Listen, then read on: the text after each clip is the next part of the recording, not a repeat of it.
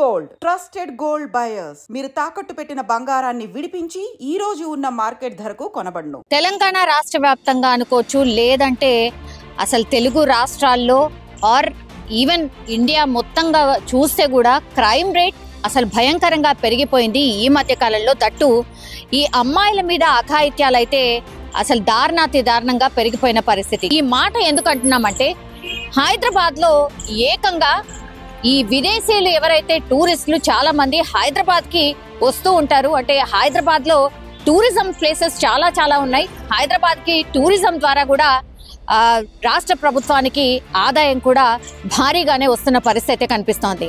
ఈ నేపథ్యంలోనే ఇప్పుడు జర్మనీ నుంచి కూడా ఒక యువతి మరి దేనికోసం వచ్చారో, టూరిజమా లేకపోతే జాబ్ పర్పస్ కూడా కొంతమంది విదేశీయులు కూడా హైదరాబాద్ కి రావడం పోవడం చేస్తూ ఉంటారు. అట్లాంటి ఆమె పైన నిన్న ఒక ముగ్గురు యువకులు అత్యాచారానికి పాల్పడ్డటువంటి వార్త ఇప్పుడు కలకలమైతే క్రియేట్ చేస్తోంది. ఏకంగా జర్మనీకి సంబంధించిన యువతి విదేశీయురాల మీద కూడా అత్యాచారానికి తెగబడ్డారు అని అంటే ఎంత దారుణమైన పరిస్థితుల్లో మన శాంతి భద్రతలు ఉన్నాయి అనుకోవచ్చు, లేదంటే అసలు నిఘా వ్యవస్థ ఏం చేస్తోంది, లేకపోతే ఇట్లా యువకులు ఇంత దారుణాలకి పాల్పడడానికి కారణం ఏంటి అనేది కూడా పెద్ద ఎత్తున ప్రశ్నలు అయితే తలెత్తున సిచ్యువేషన్ అయితే కనిపిస్తోంది.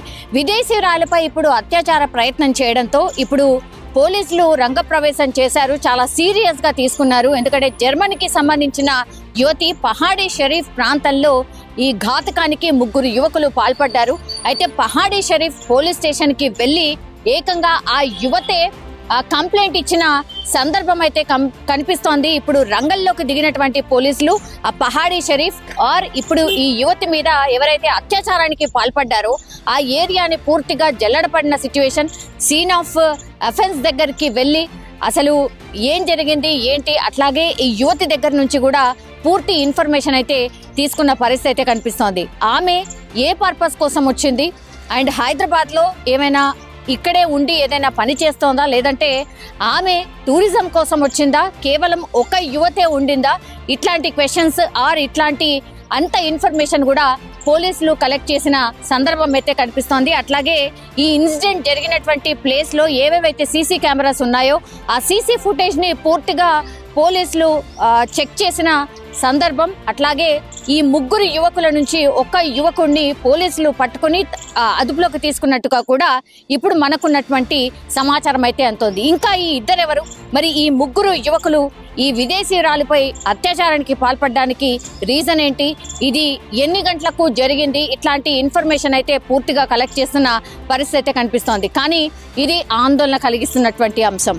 ఎందుకంటే విదేశీయురాల మీద కూడా అత్యాచారానికి పాల్పడ్డారు అని అంటే ఎంత దారుణమైన పరిస్థితుల్లో ఇక్కడ ఉన్నటువంటి శాంతి భద్రతలు అనుకోండి, లేదంటే రకరకాల రీజన్స్ వల్ల ఇట్లా అత్యాచారం చేస్తున్న సందర్భాలు, అత్యాచారానికి సంబంధించిన కేసెస్ విపరీతంగా ఈ మధ్య కాలంలో బయటకు వస్తున్నాయి. కాబట్టి ఇప్పుడు పోలీసులు వాటి మీద సీరియస్ గా దృష్టి సారించినట్టు కనిపిస్తోంది. కానీ ఈ విదేశీయురాలు జర్మనీకి సంబంధించిన ఆమె ఇట్లా విదేశీయుల మీద ఇట్లాంటి క్రైమ్ ఇన్సిడెంట్స్ జరిగినప్పుడు మాత్రం ప్రపంచ దేశాలు కూడా మనము ఎట్లా రియాక్ట్ అవుతున్నాం ఒకటి చూస్తుంది. అట్లాగే అసలు సేఫ్టీ ఉందా లేదా అనే ప్రశ్న కూడా తలెత్తుంది. కాబట్టి ఇట్లాంటి పరిణామాలు ఆర్ ఇట్లాంటి ఘటనలు జరగడం ఎంత మాత్రం మంచిది కాదు. దీని మీద పూర్తిగా మనకున్నటువంటి ఇన్ఫర్మేషన్ ప్రకారం అయితే హై లెవెల్ ఆఫీసర్స్ కూడా ఈ కేసుకి సంబంధించి పూర్తి డీటెయిల్స్ తీసుకుంటున్నారు. ఎవరు ఏంటి అనేది కూడా పూర్తిగా సీరియస్ గా వీటి మీద దృష్టి సారించారు. ఒక యువకుడైతే ప్రస్తుతం అదుపులో ఉన్నాడు కాబట్టి ఇంకా ఇద్దరు యువకుల కోసం వేట కొనసాగుతోంది.